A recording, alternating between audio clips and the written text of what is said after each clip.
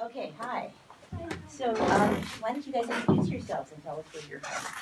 We'll start with the viola and go around. I'm Serena. Serena, hi. I'm Isabel. Isabel? I'm Camille. Camille. I'm Isabel, and we're from Columbus, Ohio. You've got two Isabels in the group? Yeah. Wow. So, do you have a distinction? Is like Isabel cello and Isabel violin, or? Cello, violin. That's cute, okay. And tell me again where you're from? Columbus. Columbus. Oh, okay, fabulous. A lot of great cello playing I know going on there, great music. Okay, let me just see here, right, so, getting my stats. So, Brahms, Mozart, Trini. Do I have the wrong group? No, sorry, we're I'm with you 12. then. Sorry. Yes, I can tell you a lot from this book, but it's hard to get to it. Sorry. Okay, so, I see some Brahms, I'm going to play some Debussy. So maybe we should, well, you tell me, what would you like to work on? We were wondering what you thought. That was quick. It was like a boomerang. Okay. Well, since we were talking about color, why don't we look at the preview? Okay. Yeah? Close cousin of Ravel. Figurative. That is, thank you. Wow, you guys have a lot of stuff. They ask for a lot, don't they? 4 minutes. Well, and then you have to bring comments. Yeah. Okay. They started practice Great. So what are you finding is the most challenging element of this piece for you guys as a group? What do you think you do really well, and what do you think you need to go do a little more work on? It's definitely hard to match like articulation and low speed with Yes. It is hard. It is hard. And I'm a cellist also, and I was just telling somebody this morning at breakfast that one of the tough things about playing in a string quartet, it took me a long time to learn this, is that you don't quite always play the cello like you would play your solo repertoire, right? And I'm sure you've discovered that, right? It's one thing to play Saint-Saëns or Dvorak or whatever your concerto is, and then when you get into a quartet, we have a very different role to play, right? We're sort of the propelling element of the group, and we provide, of course, the bass, which means that when you go to the C string, which is the thick, sort of tubby, not so responsive, but really delicious to play string, when you go there in a hurry and play one note and have to flip up to a higher note, that note has to speak. That little journey that you just made to that string has to generate resonance. And that took me a long time to learn how to do it. I'm just using the cello as an example because I play it. But it's for everybody. You have to become incredibly efficient in your motions. And the other thing about playing cello specifically in the quartet is that we tend to use more abbreviated bow strokes. So when you're talking about matching strokes, I agree. Often we're at the tip and we're matching the fiddles and the viola. But many times we're at the frog just doing what I call bunting. Instead of taking a full swing, we're just bunting. It's just a little, right? To make sure that the note is there, it's on time, and it's doing what it needs to do to create buoyancy. So let's hear you guys play a chunk of the first movement. I'll stop you. Okay, and let's see if we can pay attention to what you're doing with the bows. And now you can also lead your bows with the left hand. It'll make Mr. Greenhouse very happy.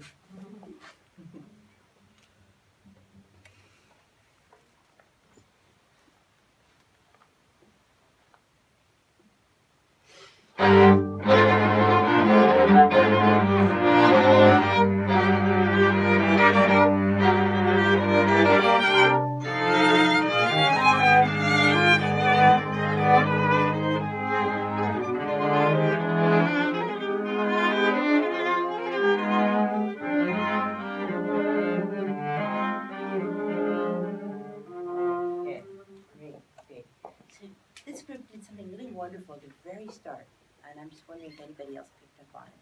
Did a lot of really wonderful things, but this was something to see. One of the other chamber groups? Yeah. Do they breathe together? They breathed together, they led together, they were out of their seats together, right? Now, I mean, it's really great because I think you initiated the breath, and then everybody just pounced right on top of that, and that's going to work 99 times out of 100. That's going to mean you're really, really together and syncing your energy. Wonderful. There are a few little moments where you share lines with one another, and I was thinking about what you said about matching bow speeds. So let's play that much again, and let's pay attention to that.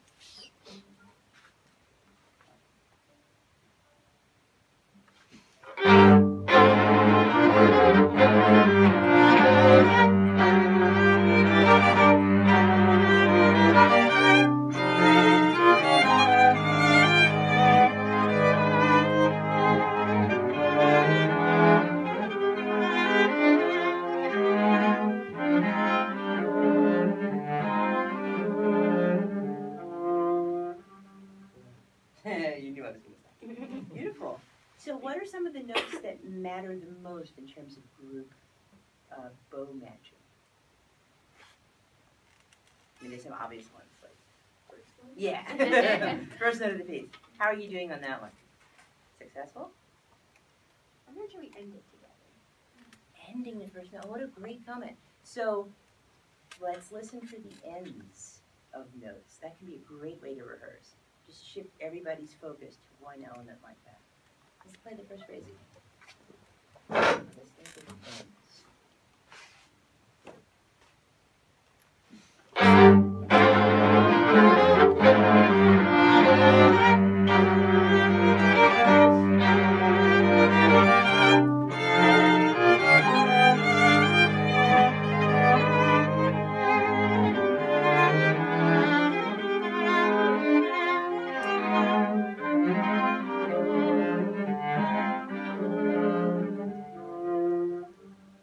Interesting. Different.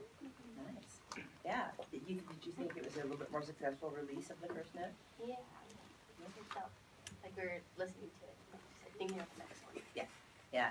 And it can help if you know you're going to be listening to the end of the note. It can make the duration of the note a whole lot more successful too. The speed of that bow is much more together. There is a little dynamic feature here in the second bar that I don't think you guys are making enough of. Again, for me and my interpretive chart. In the cello part, it's written in a very funny place. It's on top of the bar. Is it there for you too? Oh, wow, you guys have so much stuff written in. Yeah, it looks like my music. So, if you, into the third beat of the second bar, and then I take it beyond the third beat actually, there's a hairpin. And I would go a little farther, especially since there is, in the cello part, bass movement, right? There's harmonic motion into the third bar with an accent on it. To me, that constitutes a destination, okay? So let's see if we can make a little more crescendo into that bar and see what that does to your bow speed listening. Let's do the same thing again.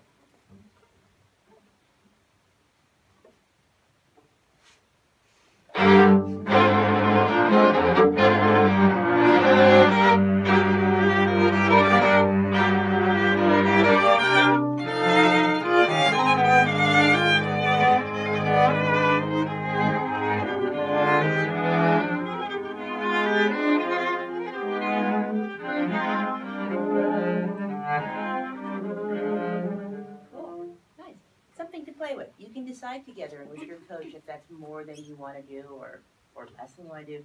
I kind of like it because it really brings out the yes, we really are G minor. Then there's some other features that are really cool that involve bow speed, and I'm just going to talk to the cellist for a second because in bar 5, is that right? This is marked a little funny. Oh, okay, pick up to bar 6. Yes. What's weird about that rhythmically? You guys know what she has there? This Isabel. Pick up to bar 6. Okay, what? Just right on. Just right on. So count up. So 1, 2, 3, 4. One more time. So 1, 2, 3, 4. So I want you to play the pickup though. So 1, 2, 3, and 4. Yes. It's a syncopated fifth. Yeah. Right? Fifths are hard enough, and this one comes off the beat. So I think that's important. I want to show when I play this that Ravel is playing games with the harmony, and he is having me move in anticipation of the next beat. And then at the end of the next bar, it's on the 4th beat, which is still a kind of syncopation, but it's a less radical one. Okay? So I would use a little more bow speed, and a little more energy at the starts of those, so they become features. Let's do it one more time, guys. And now that you're listening to the ends of your notes, let's listen to how they start with vibrato.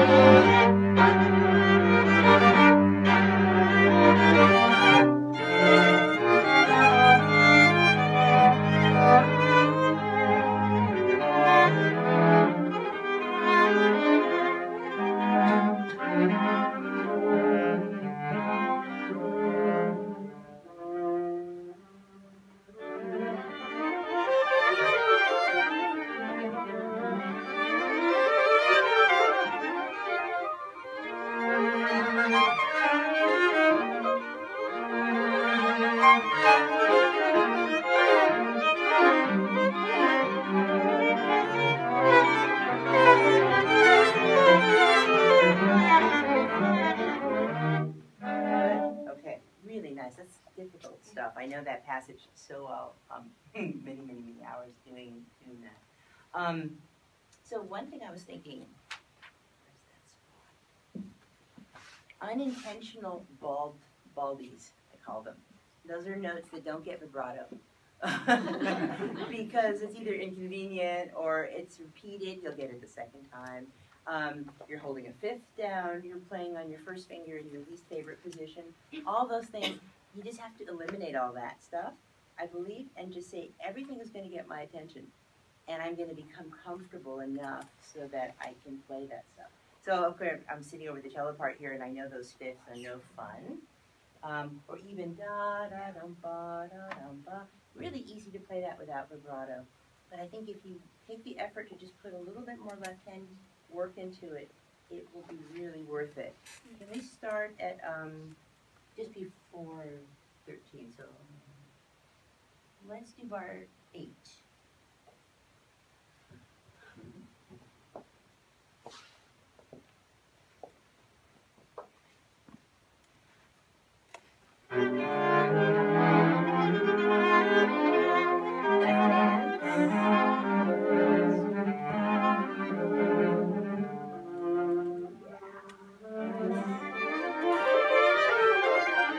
Okay, fantastic. I just want to say that you just earned a higher concert fee for playing like that. It's just classy, okay? And it shows that you care till the very last moment of your diminuendos about the quality of what you're doing.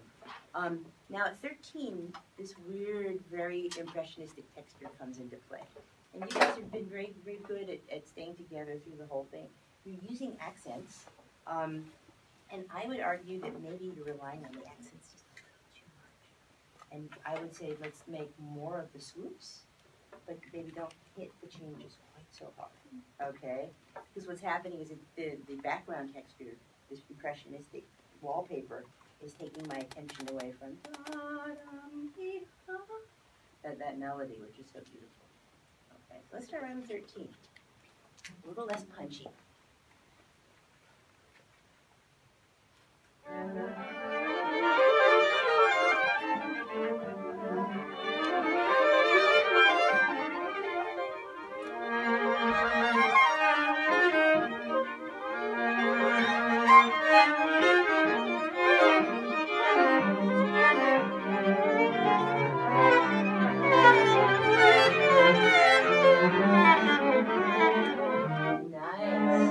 Lovely. And now I can actually hear where Ravel Debussy did put in the accents in 20.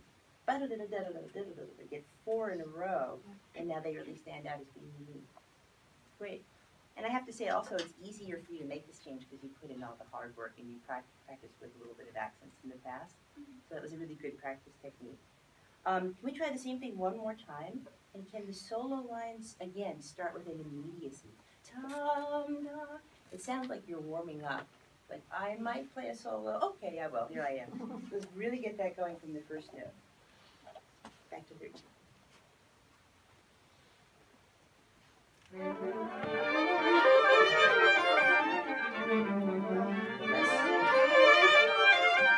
Now cello.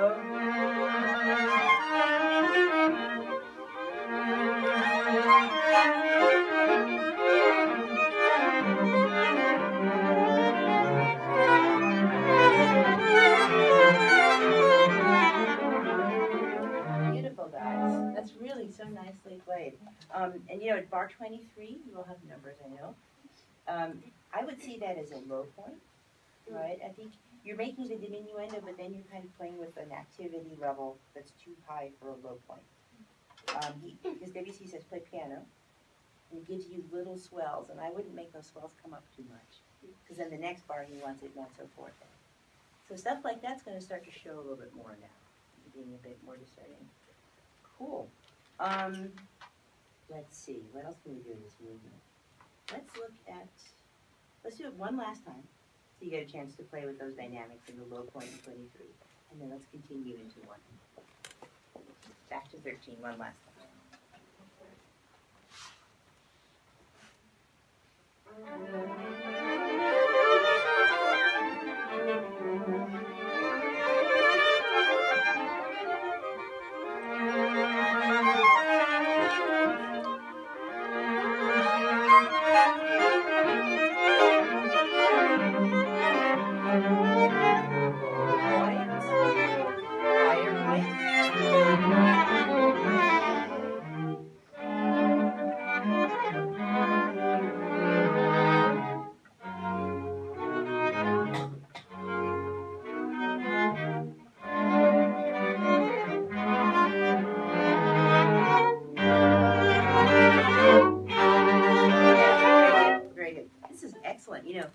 Those of you who are not looking at the score, it's amazing what Debussy writes right here at number 1. Can you guys play number 1, just the first 2 bars?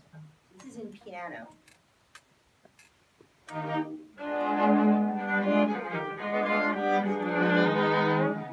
Okay, so one more time, just play the first 2 bars at number 1 like you're going to continue in the way it's suggested.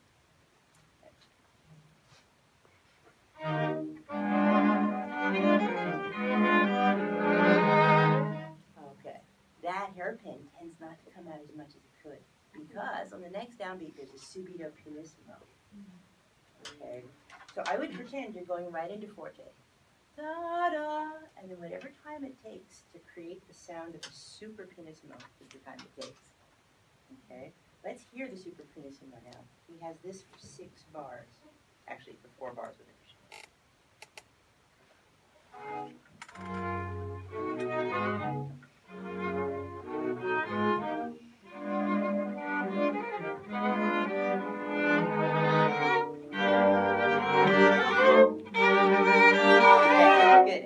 On solid ground again.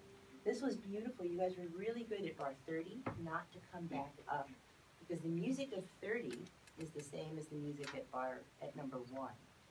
And what tends to happen is you go back to the dynamic of number 1, which is stronger. And this time you didn't. Really super soft. So it takes a kind of emotional discipline, like we know the good stuff is coming. We have to just hang out a little bit longer. Let's do one more time and play it through there.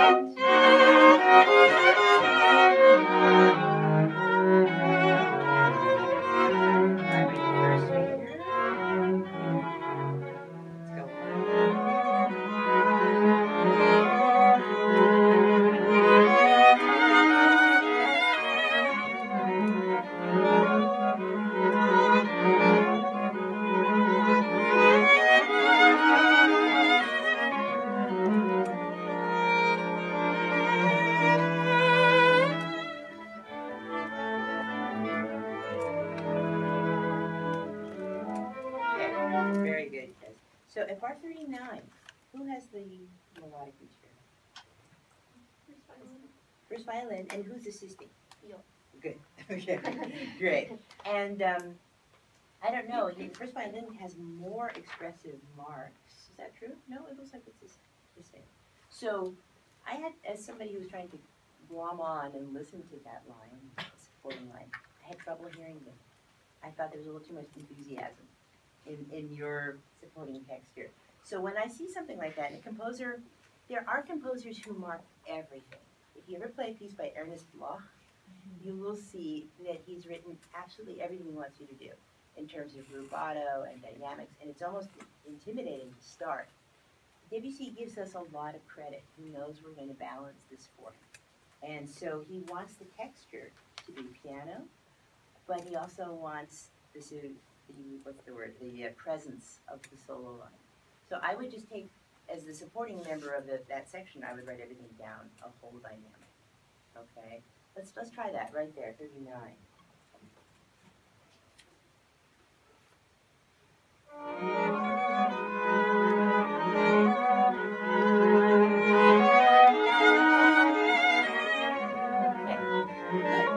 So they're doing their job here. They're really taking the environment down a little bit. It's beautiful playing. It's a little bit warmer than what's going on over there, and I don't know if that's intentional, but maybe you can balance out a little better. Okay. Okay? I'll stand out here so I can hear what it really sounds like.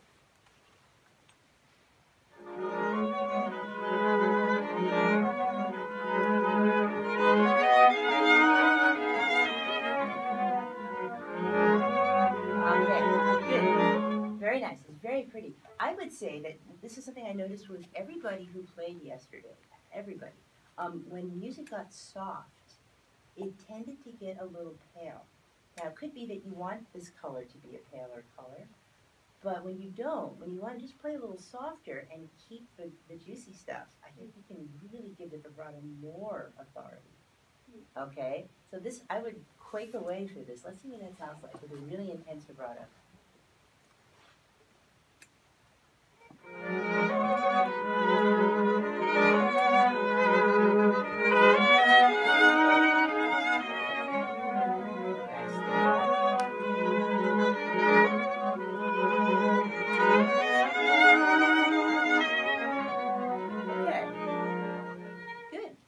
Right away. Now, again, it's a matter of taste. You might think, well, we don't want the section to be like that, and we prefer it pale. Fine, but it should. What we hear should be exactly what you want. You're designing this for us. Okay. Did you guys hear the difference? This is much more like all heads sort of move in a certain direction. Good. What else? What about all the fifths in this? How do you guys deal with all the fifths and icky double stops? Can we go to the thing where you had the double stops? Where is that? 75? Thanks. Let's look at 75.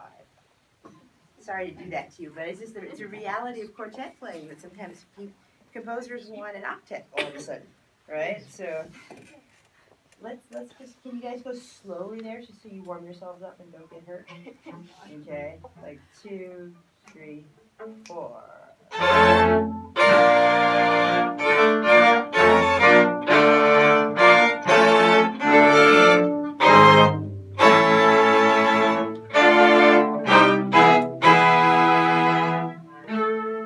Okay, now play it in tempo so we hear what you really want it to sound like.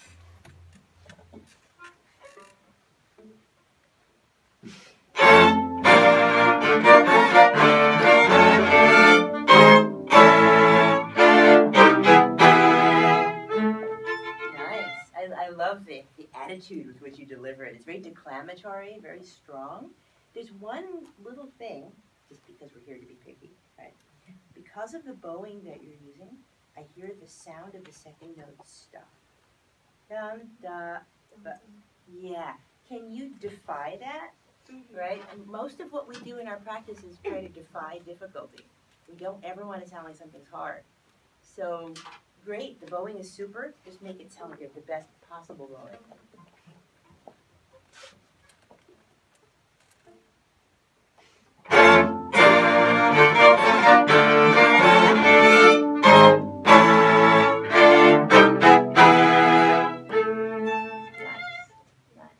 I think that's more satisfying. Very good. We need to stop. Is there anything else you guys want to ask? Go up here.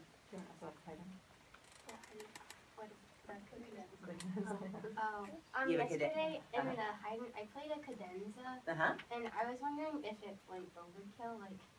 Oh, no, not at all. Oh, okay. You were afraid that you did too much? Yeah. No, I think it's great. I mean, that's you took some performer's license. Yeah, I mean, we want to see that. You know, the thing about competitions is everybody wants to do the right thing, so you have the best chance of moving on.